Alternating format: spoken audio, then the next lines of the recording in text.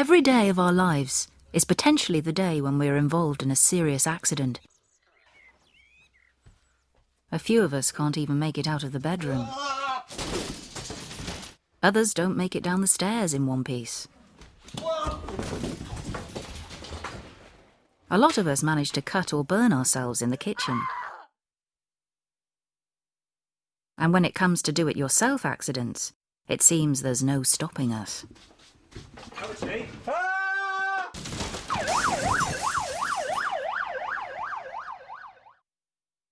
Even if we manage to avoid an accident at home, there's plenty more ways we can kill and injure ourselves and others on the roads. Sadly, many of these will be children.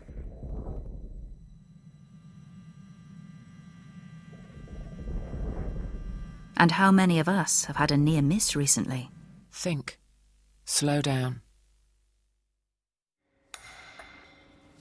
And when we get to work, are we any safer? Well, statistically we are, but still far too many of us lose eyes or limbs, fall from height,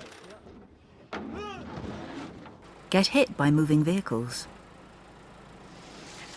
or do stupid things which cost us dearly for the rest of our lives. But why do we risk being killed or severely injured by an accident at work? It's because we make bad decisions, often through rushing or lack of planning, and rely to a large extent on luck. Every fatality starts with an unsafe act, and according to statistics, 1 in 2 million unsafe acts will result in a death. However, on average, there will be approximately 240,000 near misses, 20,000 minor injuries, and 400 reportable serious injuries, leading up to a death. On the other hand, you can be killed on your first day at work, because no one can predict the outcome of an accident. Unsafe behaviour is a form of gambling. On many occasions we win, but when we lose, we can lose big time. We can lose everything. I want to tell you about an accident that had a big impact on my life. In my hometown, a scaffolder called Joe was working on a construction site about 10 metres from the ground when his mobile phone rang.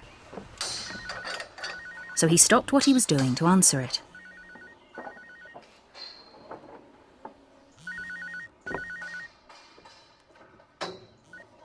Hello, love, what's up?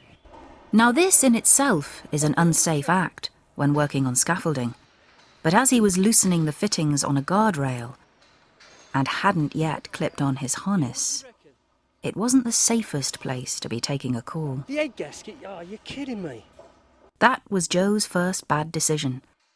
He could have left his phone in his locker or switched it off and looked at his messages during his break, but he didn't.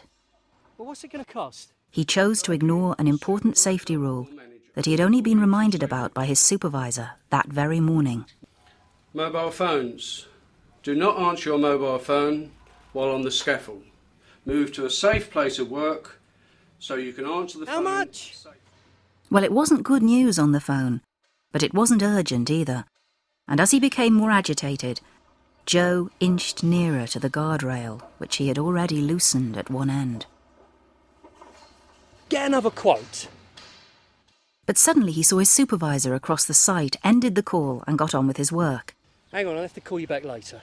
His unsafe act was just one of 2 million unsafe acts where nothing else happened. If only that was true.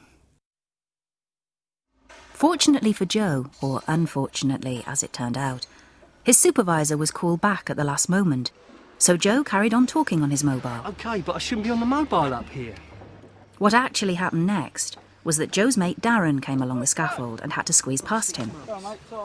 Darren went to lean on the guardrail, but Joe suddenly remembered that he had loosened it. Darren gave Joe a bit of a ticking off and should have reported the incident as a near miss. But they were good mates, and it had never happened before. It was just one of 240,000 near misses that remain just that. Near misses. The type we've all had at some time in our lives. except it didn't quite happen that way. Darren and Joe were good friends. They'd worked together for years. But familiarity can breed complacency.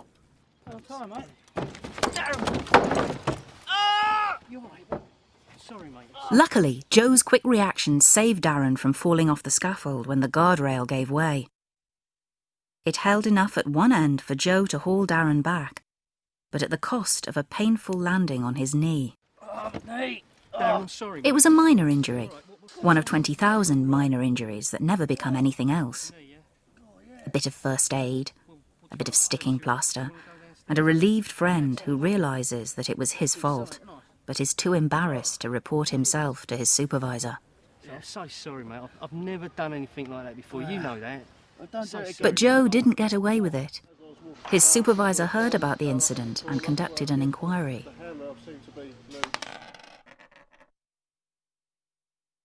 Joe was reprimanded by his supervisor and given a warning that his unsafe act would be held on record and any further breaches of safety would not be tolerated.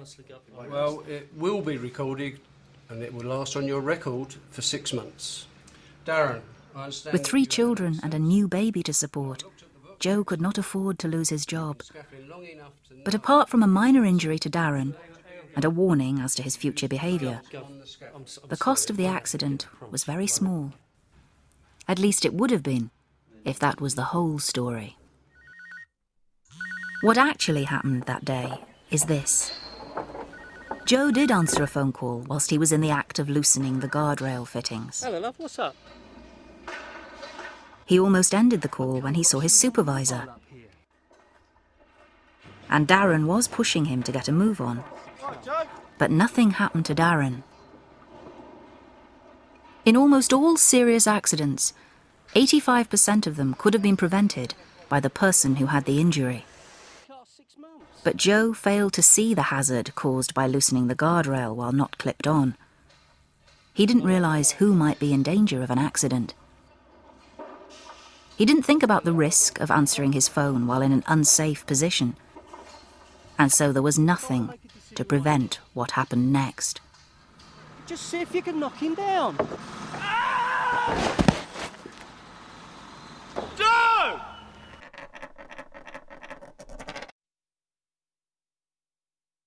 Joe broke both his legs, fractured his pelvis, and suffered a serious spinal injury.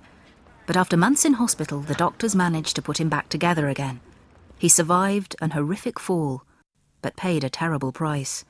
Apart from the injuries which disabled him for life, he lost his income, his freedom, and he couldn't even obtain compensation. In the subsequent legal action for damages, Joe was found to have broken his terms of employment. He had placed himself and others at risk by working in an unsafe manner, despite having been given clear safety instructions which he had signed the very morning of his accident. One bad decision, to talk on his mobile phone whilst working, ruined his life and that of his wife and children, who will have to get by on welfare for the foreseeable future. The medical costs of his accident ran into tens of thousands of pounds, with the mobility costs continually mounting. Had he remained a scaffolder for his entire working life, he could have earned over £1 million. And the cost of preventing his accident? Nothing. Joe's employer did not have a case to answer for in terms of his misconduct. SGB was found to be one of the safest companies in the construction industry and trained their staff to the highest standards. They had carried out a proper risk assessment for Joe's job and given him a toolbox talk, which included not using a mobile phone whilst working. Yet they were forced to pay out a record amount in compensation. And you want to know why? Everything about Joe's accident happened exactly as I've already described. He loosened the guardrail fitting. He stopped to take a phone call. Hello, love. What's up? Darren tried to hurry him along. Right, Joe? He got a bit agitated, I don't want to make a decision right now. and he forgot that he had loosened the guardrail. See if you can knock him down. When he came crashing over the side of the scaffolding, I heard him scream. I looked up, and that was the last thing I ever saw. You see, I was killed instantly when the board Joe was holding sailed beyond the safety fence and struck me on the head. And whatever the cost of Joe's injuries, they are nothing compared to mine. I have children who will grow up without a mother, and a husband who will have to cope without me.